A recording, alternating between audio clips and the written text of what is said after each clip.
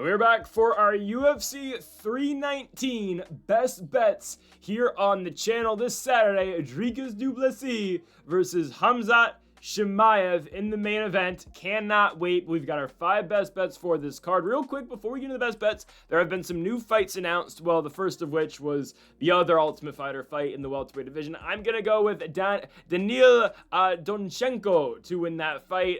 He's looked like the best fighter on the Ultimate Fighter so far, other than Idris in the flyweight division. I'm going to go with the Ukrainian and Donchenko to become the Ultimate Fighter 170, probably first round knockout. And then, I mean, look at Basingar Sasurkiev. I know I'm butchering his name a little bit. They're saying it a different way in the contender. I thought it was Sasurkiev. It's fine.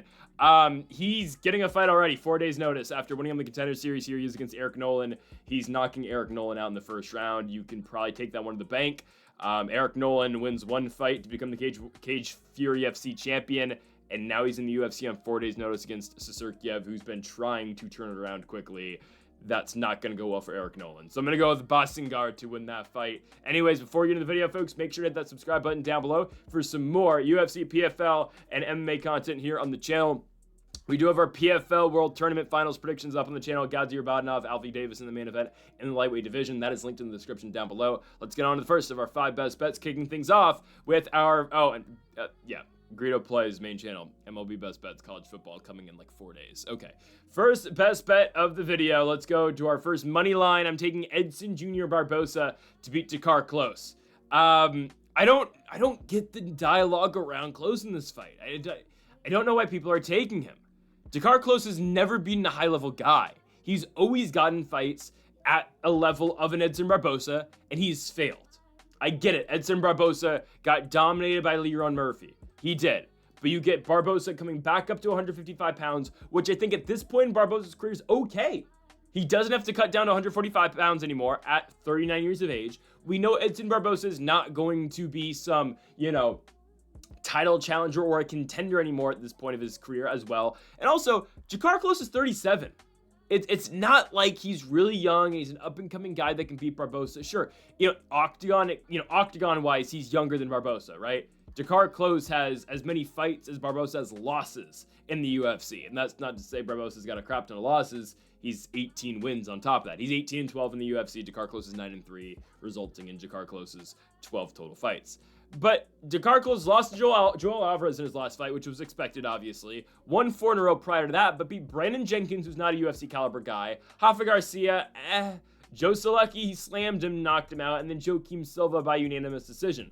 I get it. Barbosa's coming off that one-sided, lopsided loss to Murphy, but back-to-back wins prior to that against Super Sodiq Yusuff and Billy Quarantillo. I get it. Those are both Biden administration fights. They're both back in 2023. I understand that. But Barbosa at 155 pounds will be able to outstrike Dakar Close. And I believe he will keep the fight in striking range where he wants it. And I just think he's going to be too much for Close in this fight. Again, my main reason to this is, you think Barbosa is washed? I wouldn't say that. Partially, I just believe Leron Murphy's really good. And we will have something to say about Leron Murphy towards the end of this video. But partially, I believe Murphy's just that good. I think Murphy's a top 4 guy in the weight class right now at 145 pounds. And I don't think Barbosa going back up to 155 really hurts him that much. If anything, I like it. It's just like, okay, this is not a fight where I think Dakar Close is going to manhandle him. I think Barbosa is going to be still, and again, I believe Dakar Close is going to shoot 100%. I believe Barbosa is going to be big enough at 155 pounds. Obviously, he used to fight here. I don't think him going back up is going to be too big of a problem. I don't think he's going to be, less physical at 155 pounds. I don't think that really, negatively impacts his chances of stuffing takedowns against Dakar Close. I think he'll be fine. I've seen him fight 155 pounds before. He should be okay here. And it's not like Dakar Close is some young up-and-comer. He's 37. Dakar Close is only 2 years younger than Edson Barbosa, and Barbosa has main evented multiple cards. He's been at the top of the weight class before. Dakar Close is still trying to find that, and we've seen Dakar Close in opportunities where, he can get in the top 10 with the victory. Beneil Dariush fight, Joel Alvarez fight, and he's lost both of them. Dakar Close looks good against lower-level guys. Christos Giagos, Brandon Jenkins, Joaquim Silva. Sure, Dakar Close will look great in those spots. He will win those fights. He's not winning a fight against Edson Barbosa. I know, again, the name of the game against Barbosa for Dakar Close is to wrestle him. It's to, Bryce Mitchell him. He's not Bryce Mitchell. Barbosa's back at 155. I believe he's going to win. The best points of Barbosa's career was at 155 pounds. The flying knee knockout against Beneil Dariush. The mauling and working to the body against Dan Hooker was at 155 pounds. You're not Khabib. You're not Bryce Mitchell. Barbosa will win. He'll keep the fight on the feet, and ultimately Barbosa will win. That's a money line play at -140 for Edson Jr. Barbosa. Our second best bet of the video comes with a 2-leg parlay. It is Chase Hooper and Michal Ozleshashek. This 2-leg parlay will get you to -115. Okay, so 2 prelim fights here, and I'll tell you why I like both of these. There are no odds for the 3 fights that just got added. Well, obviously the 2 Ultimate Fighter bouts, and then Sasirkiev, or however the hell they're saying his name, against Eric Nolan. There's no odds to that. I assume the Chechnyan's going to be like a -700 favorite in that fight, because he should. Anyways, the 2-leg parlay we're going with is with Chase Hooper and Michal Ozleshashek. I like both of these plays a lot. Chase Hooper, I believe, like a -300 favorite, and we're parlaying that with Ozleshashek, who's like -220, I think. I didn't want to add too many other legs to this. Again, I would add Sasirkiev to get it to plus money. But other than that, I just don't know what the odds are going to be for that. And then we're going to have something for Kai Asakura later, so trust me, that's why he's not in this. Because there's something better we like in the Asakura fight. Chase Hooper is going to beat Alexander Hernandez. Okay? He's beating Alexander Hernandez. Nobody's telling me otherwise. I know MMA math doesn't work like this, but look how Chase Hooper beat Jim Miller, and look how Alexander Hernandez beat Jim Miller. They both won by decision, sure. Chase Hooper dominated Jim Miller and gave Jim Miller nowhere to breathe in that fight. And this is why this matters. Look at how Chase Hooper did it, and how Chase Hooper will likely do it against Alexander Hernandez. Exactly. He's going to try to swarm Alexander Hernandez. He's going to try to get Alexander Hernandez down, and I believe he's going to be able to hold Alexander Hernandez down. I think it's a Chase Hooper victory. Alexander Hernandez, I think he's going to sub Hernandez. I know Hernandez has only been subbed once before, and that was against Renato Moicano. And am I telling you Chase Hooper's got the same ground game as Moicano? No. But I do believe at this point in Hooper's career, he's only getting better. He's only getting stronger. This is a guy who, again, will probably finish his career at welterweight. This is a former 145-pounder. I mean, way back when, 2022, Chase Hooper is actually a -300 favorite in one point in time against Steve Garcia, which is actually crazy. But look at the Vaishlev-Borshev fight. Look at the Clay Guida fight, the Jim Miller fight. He's dominating guys on the ground, and he's giving them nowhere to breathe. I don't think it's going to go too well for Alexander Hernandez, who has not wowed me, is coming off of barely beating Austin Hubbard. Sure, he beat Kurt Hollowball, but he's beating guys off the Ultimate Fighter redemption season, who there's a reason they weren't in the UFC in the first place. Like how Connor said that back in the day when he was coaching the season. Anyways, I'm taking Chase Hooper to win that fight. Second leg of the parlay is Michal Ozleshashek. Now, here comes Fighting Nerds' own Michal Ozleshashek. No, he's not from Brazil, he's from Poland, but he's on the Fighting Nerds team now. It's forgotten Ozleshashek's only 30. He's still in the prime of his career. Sure, he had lost 3 fights in a row to Michel Pereira, Kevin Holland, and Shara Magomedov. I don't think he loses to Gerald Meerschaert. Gerald Meerschaert has lost 19 times in his career, and sure, GM3 finds ways to win fights. I get that. But GM3 at the same time has lost back-to-back. Now, he beat Edmund Shabazian out of nowhere, but then quickly he turned it around against Rainier de Ritter, who, arguably GM3, no, he didn't have more success than Whitaker did, but he had more success against Rainier de Ritter than Kevin Holland did, than Bo Nickel did, but Meerschaert's last fight against Tavares wasn't good. It just wasn't. He loses the fight by unanimous decision, doesn't look great in it. The name of the game here is simple for Michal Ozleshashek. Keep the fight standing against Gerald Meerschaert and you will win. And I'm not even too concerned about Michal Ozleshashek's grappling, honestly, against Meerschaert. He got subbed by Holland. Well, if you remember how he got subbed by Holland, he dropped Holland and he followed him to the ground, and eventually Holland got him in an armbar. And kind of broke his arm, kind of didn't. Weird. Ozleshashek protested the finish. It's fine. And then Michel Pereira fight, it is what it is, different type of deal, but regardless. Michal Ozleshashek's not getting dropped by Jeremy Meerschaert. He's not in any trouble on the feet against Jeremy Meerschaert. There's no threat of the striking.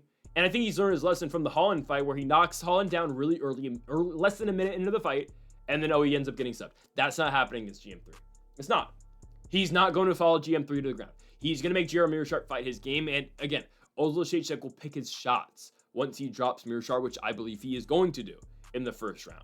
Also, Shayshek's coming off a victory in Miami at UFC 314 against Rodriguez Dumas. He dropped Dumas early in the fight with the left and put him down and knocked him out with that left hand. Again, those 3 straight losses suck, but when you look at them, Shara, again, stylistically tough fight for Ozil Shayshek.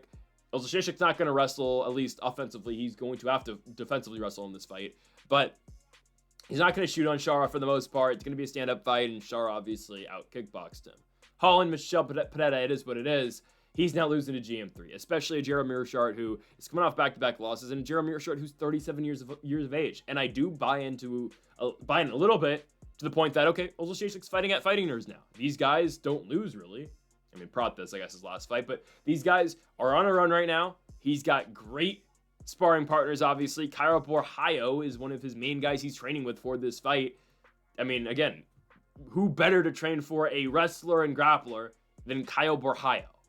Ozil Shayshek's going to be okay. He's going to win this fight. He is at minus 220-ish. Hooper at minus 300, give or take. That's going to combine for somewhere around minus 115. I'm taking the 2-leg parlay here on the undercard. Chase Hooper and Michel Ozil Shayshek to both win, again, to cash us at minus 115.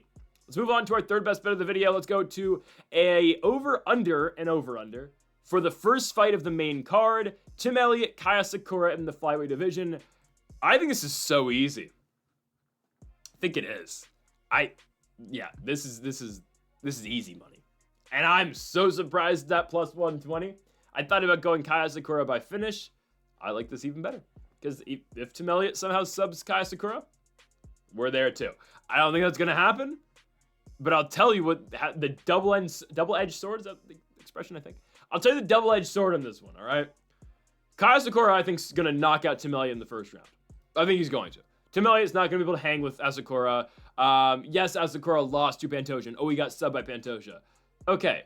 Alexandre Pantoja, arguably the best flyweight of all time. It's still Mighty Mouse, sure. Prime for prime, Pantoja gives prime Mighty Mouse troubles. I think Mighty Mouse would beat Pantoja, I think. It depends what Mighty Mouse, because Mighty Mouse was technically in his prime for so long. One championship Mighty Mouse loses to Pantoja. But, Mighty Mouse versus Kyoji Horiguchi, obviously, and Ray Borg beats Pantoja, you know? Post-knockout, he loses. Post-one championship knockout, Mighty Mouse loses to Pantoja. Anyways, doesn't matter. Asakura loses to Pantoja. There's no shame in that. That's the number 1 flyweight in the world and number 2 flyweight of all time. Who cares you lost to that guy? And he got subbed by him. Sure, that's going to happen. Okay. Let's not forget who Kai Asakura is. I was always high on Kai Asakura. It's just, I didn't like him fighting Pantoja right away because it didn't make sense to me. If anyone was going to come into the UFC and fight for the championship right away, it was going to be Kyoji Horiguchi, who, by the way, knocked out Kai Asakura. That's neither here or there. Kai Asakura, his last 2 fights before heading into the UFC, against Yuki Motoya and Juan Archuleta, he knocked them both out, both knees to the body. And both those were under the 2.5 round allowance. The Yuki fight was 5 seconds before the over would have cashed in this, but it's okay. It hit. It's not going to take that long against Tim Elliott. And it's not going to be, oh, he's going to have to work the body. He's going to have to find that shot, hit the liver, you basically just shut down Tim Elliott. No. He's going to knock Tim Elliott out. Tim Elliott's 38, guys. Tim Elliott's 38. He's the most winnable fight for Asakura in the top 15. Elliott's coming off a submission victory over Sumadarji. Okay, Sumadarji got subbed by Matt Schnell after he had Matt Schnell dead to rights. And good for Sumadarji, right? He's coming off a Mitch Raposo victory. He gets Kevin Borjas in a little bit. I don't know how that's going to go for him. I think that's next week. It is in China. But Tim Elliott, he's not going to be able to contend with Kai Asakura. And okay, if by some chance Tim Elliott wins this fight, he's probably finishing Kai Asakura because he's probably just going to submit him. If Kai Asakura somehow is all of a sudden horrible in the UFC, which I don't think he's going to be. I think he's going to be a top 10 guy. But if for some, stretch of the for some reason he's bad and, Pantoja dominated him, but everyone can dominate Asakura. Again, I don't think this is going to be the case. But if it is, Tim Elliott will just submit him. This fight's not going the distance. And the under 2.5 rounds is so free in this fight. Plus 120. I don't know how it's at plus money. I don't get it. I guess, again, odds makers, they don't watch the fights in Ryzen. Asakura goes to knock you out. Look at what Asakura opened the Alexandre Pantoja fight in December with. He immediately tries to finish him right away. Throws everything but the kitchen sink. No, and the kitchen sink at Alexandre Pantoja in that fight in December.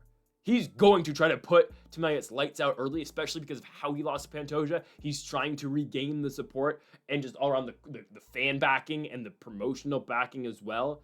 The UFC obviously still gives a damn about Asakura. They put him on the main card. They put him on the main card over Bobby Green, over Jessica Andrade. And, you know, the UFC loves putting their top 10 women's fights on the main card. They put him on the main card over Edson Barbosa, over Brian Battle. And sure, he should probably be over those two guys, and he should probably be over all these guys. But there's a reason the promotion's still backing him. They want to see him go out there and get a finish. I believe Asakura is going to feel inclined to have to get that finish, and he's going to do it. I think Asakura finishes in the first round, but I'm going to give myself the 12.5 minute allowance. Basically, again, we just need this fight to finish before the 12.5 minute mark. It's as simple as that. It will happen. Asakura will get the knockout for some random chance Tim Elliott wins by submission or wins the fight. I don't think he's winning a decision. He will win a submission by submission because hear me out. If Elliott wins, the pathway for an Elliott victory is take down and hold him down. Okay. Well, takedowns in general. He's going to find a back. He's going to find Asakura's back if he takes him down. And I don't think it's going to happen. But if Elliott takes Asakura's back, Asakura does what Piotr Jan does sometimes, for the most part. If he gets taken down, he's going to give up his back to try to get up. Well, then Tim Elliott can just take him back and submit him with a rear naked choke. It's not going to happen, but I'm telling you, again, if Tim Elliott wins the fight, it will be by finish as well. So we're fine here. Both of these guys have finishing potential. Obviously, Asakura has way more, but the under 2.5 rounds is absolutely free. I'm surprised it's not 1.5 personally. Let's go. Plus 120. Love it. On to our fourth best bet of the video, Leron Murphy moneyline. It might be my favorite bet of the week. No, actually, I believe the under is my favorite bet in that last one that we just did. I like this one a lot, too. Don't get me wrong. I'm taking some underdogs in this card. I'm taking Jared Cannonier. I'm hesitantly taking King Green. I don't know if I'm Bobby Green. I don't know if I'm going to bet that personally. I slightly went with Green. And Lupi Godinez is at like minus 130 now, which I think is very playable against Andrade. But I'm going with this for the video because this might be the easiest play of the week for me. Leron Murphy's beating Aaron Pico. He is. I don't get the hype. And it's not like, okay, first of all, I'm not just saying this because, oh, the Bellator guys haven't won. Pitbull lost to Yair. Patchy Mix lost to Mario Bautista, which is still, I can't believe it. I was so high on Patchy Mix. I watch Bellator. I watch PFL. Aaron Pico's good. He's not that good. Stylistically, does the fight make sense for him? A little bit, but not really. The UFC is hyping up Aaron Pico so much. They gave him his own press conference last month. And they gave him, you know, the time for reporters to ask Pico questions. And now there's the whole thing where he's talking smack with Alexander Volkanovski, that he'd mop the floor with Volk, that he's the next champion after this fight against Murphy. Sure. I'm here to tell you Leron Murphy's fighting for the belt next. And that's not what the UFC wants. They want Pico and they want Volk next, I believe. They probably want that in, January? You're getting Leron Murphy and Alexander Volkanovski. I've watched Aaron Pico fight. Aaron Pico, he gets hit a lot, by the way. He gets hit. You've seen the Henry Corrales knockout. You've seen the Adam Borch knockout. Like the Adam Borch fight. Aaron Pico, that first round, I know this is 2019, but like Aaron Pico, and this is how quickly Aaron Pico's fights can turn. That first round against Adam Borch, he takes him like 4 or 5 times. And the second round, he's still taking him down. Eventually gets hit with a flying knee and gets knocked out after 8 minutes of wrestling.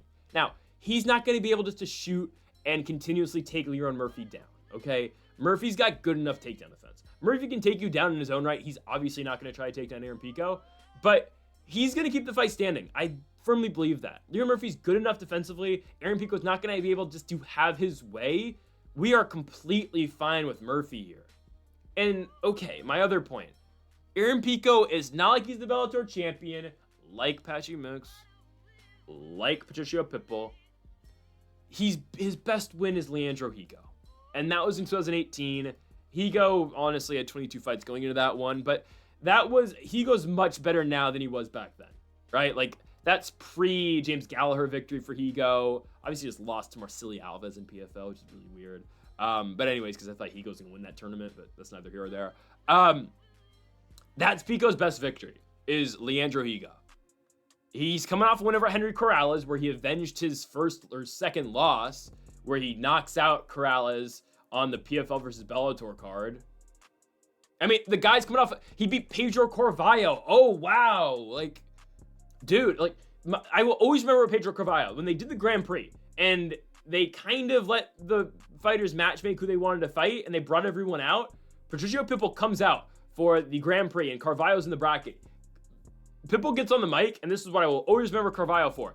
Pitbull gets on the mic and says, I want #1 easy fight in featherweight Grand Prix. I want Pedro Carvalho. And he knocks him out in like 3 minutes when the fight actually happened in the Mohegan Sun in Connecticut. Like, Carvalho is such a low-level fighter. Now, he beat, God, who did he beat? That was pretty good. Burnell, right? Which I don't understand. He's lost like 6 of his last 5, and then he somehow beat Mads Burnell. How did that happen? But, Pico hasn't beaten anybody. His striking, guys, Pico gets hit. He does. He's been knocked out twice, and sure, recently he's been better, but he still gets on the feet too much. He's a good wrestler. He's a great wrestler. And the UFC is really putting the backing on him, saying, like, you know, this would be an Olympic level. He would be in the Olympics right now if he was not fighting in MMA. I don't know if we're going to go that far, but he's a great wrestler. I get that. Until he beats his best win's Higo. Until he beats a guy like Murphy, I'm not going to be impressed. And again, I don't think he's beaten Murphy. Murphy's got good enough takedown defense. He's going to stuff everything, and he's going to keep the fight standing. Leon Murphy's winning this fight by decision. He's going to put it on Aaron Pico on the feet. We're fine here. Leon Murphy money line, one of my favorite bets of the week. And on to our main event. The value's too good for the champ, man. The value's too good. For South Africa, Dricus du Plessis at +180. Now, I do have some things to say, obviously, since I made my initial predictions video earlier in the week on Sunday. Has anything changed? No. But I think there are some talking points we need to talk about. The whole thing about Khamzat being way taller and bigger than du Plessis. That's a myth, okay? That's how camera angles work, all right? If the camera's much closer to Khamzat Chimaev, and if it's tilted at an angle, yeah, he's going to tower over Dricus du Plessis. Khamzat's not 5 inches taller than Dricus, okay? He's an inch, maybe 2. Maybe Dricus is really 6 feet tall and Khamzat 6'2", okay? It's not going to play that big of a factor. And the whole talk about how Dricus knows he's going to lose, he's unconfident. You know, there's the video of him signing autographs or signing the pre-fight posters, and everyone's commenting, oh, Dricus looks, you know, he looks like he knows he's going to lose. Dricus looks like that before every fight. Watch when Dricus was going to fight Strickland the first time around. Like, Dricus is so stoic. He's, you know, so unbothered by everything. And that's just how Dricus is. Guys, once you watch the press conference between Dricus and Khamzat, yeah, he's going to be fine. Okay? Like, it will be Dricus du Plessis. Okay? And don't be surprised if he doesn't go after Khamzat, because I don't think Khamzat's really going to go after Dricus, or Dricus will really have no reason to go after him. Because if you remember, he went after Strickland because Strickland went after Dricus, obviously went after Adesanya because Adesanya called him a racist. I think there's a very good chance Khamzat doesn't go after Dricus. Dricus doesn't go after Khamzat. It's kind of a boring press conference. But I know Dricus is going to beat Khamzat Chimaev. I know it. And I feel more confident the more stuff I watch about Dricus this week and just how he's approaching fight week and the limited interviews he's done. Who's to say Dricus doesn't knock out Chimaev in the first round? And Dricus made a great point on the MMA Guru interview. But it's true. He said that early in his career in the UFC, a lot of people approach Dricus fights as, okay, this guy's got a horrible gas tank. He only has 7 minutes to knock a guy out, 5 minutes to knock a guy out. And now it's gotten to a point where he's a champion. He's won late in fights. He's won decisions. He beat Adesanya in the 4th round. That he's now the guy who has to wait out the fight, get it into the 3rd round. And he's going to, you know, eventually tire out Chimaev. Now, don't get me wrong. Was that my prediction? No, 100%. And it still is. But who's to say, again, Dricus can't be the aggressor early in the fight as well. I'm telling you, man, it's just different with this guy. It just is. Khamzat looks so dominant, sure, but, like, do we remember what happened 2 fights ago? Kamaru Usman on 3 days notice arguably should have beaten Khamzat. 100% should have been a draw. Gilbert Burns took this guy life and death, and I know it's a while ago at this point now. I get that. The Khamzat Usman fight was 2 fights ago, though. And sure, he dominated Whitaker. Okay, well, Dricus du Plessis knocked out Whitaker. And sure, he didn't finish him as quick as Khamzat did. But here's the thing about Dricus, though. Dricus is a world-class Brazilian Jiu-Jitsu player. He is. He's world-class on the ground. That gets underrated in the game of Dricus as well. Look how easily he submitted Adesanya. This guy's great on the ground. And sure, you're going to clip where he pulled, I think it was Giles, right? It wasn't Tavares. Or was it Tavares? It was either Tavares or Giles, where Dricus du Plessis just tries to go for a body lock throw, and he just pulls it on top of him. Okay, again, Dricus, and he said this himself, he knows what it's like to be on the ground. He doesn't panic when he's on the ground like these other guys. There's going to be no panic in Duplessis because he's going to work to get back into his guard after Khamzat takes him down. He knows what it's like to be on bottom. He's been there, done that before so many times. He's been mounted in the UFC, and he's found ways to get out of it. He's fought good grapplers before. He's training with the best guys in his gym right now. He's gotten a bunch of training partners to replicate physically and like literally they look like Khamzat. But he's getting guys, and I'm sure every camp does this, but like he's seen this so many times. And Dricus is comfortable off his back. He is comfortable in the grappling exchanges. You know who's not going to be comfortable in striking exchanges? Khamzat Chimaev. He's not. Dricus is also a world-class and world caliber, or he's a world-class kickboxer. He's a very, very credentialed kickboxer. And I know what you're thinking. Oh, well, he's world-class on the ground. He's world-class on feet. Yeah, he just is. This is legitimately the second most complete fighter in the UFC by Elliot Topuria. That's how good this guy is. And you can say, oh, the funky, oh, he doesn't throw a conventional striking game. It works. It works. So who's to say Dricus doesn't take Khamzat down in the first round? Could happen. I like Dricus' grappling a lot. It doesn't get talked about enough. What's Khamzat gonna do after the first round? That's still a factor. I'm not just telling you, oh, Dricus is gonna knock him out in the first, because no, I think Dricus is still gonna win by third round TKO. I think he's gonna take down Chimaev and finish him on the ground. I just feel more confident in the fact that the pre-fight stuff I've seen out of Dricus, the way Dricus is talking about it, how he is not concerned about this first round like I am, like a lot of people are, like a lot of DDP fans are, like, oh, we just need Dricus to get out the first round. We just need our guy to get out the first 5 minutes and he's going to win this one. No. Dricus is comfortable in the first round. And what, Dricus has to be scared in the first? Khamzat has to be scared in the first round. Look at what Duplessis did to Robert Whittaker in the first round. Takes him down. Judo throws him, kind of. No, he trips him. It was a judo throw. A judo trip, I think we can call it. Head and arm trip. Who's to say he doesn't win the first round against Chimaev? Again, Khamzat's great. He's never seen a fighter like Dricus Duplessis before. And everything I've seen fight week out of Duplessis makes me more and more confident that he's going to go out here and he is going to win the fight.